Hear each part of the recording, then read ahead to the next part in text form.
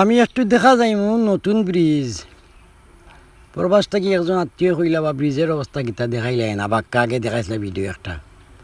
তো আমি আর এদিকে যাওয়া হয়েছে না, তো একটু যাইতেছি আপনারা সাথে থাকবা।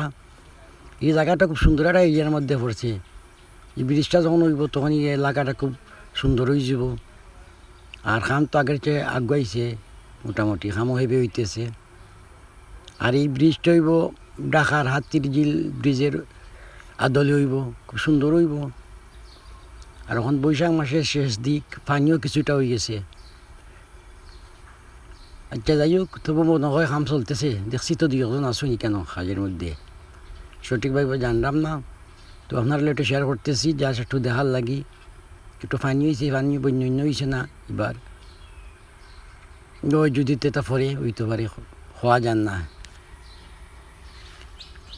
তো ও পানি নতুন পানি হয়েছে ওইগুলা, তো একটু আপনারা একটু শেয়ার করি।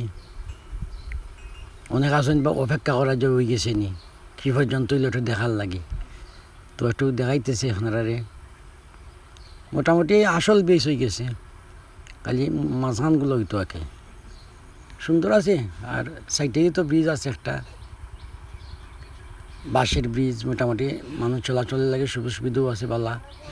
আর কই আইলাম যখন একটু দেখাই আপনারা যাই, আর একটু আলাপ হইরা যাই। আশা করি অচিরেও হয়ে যাব।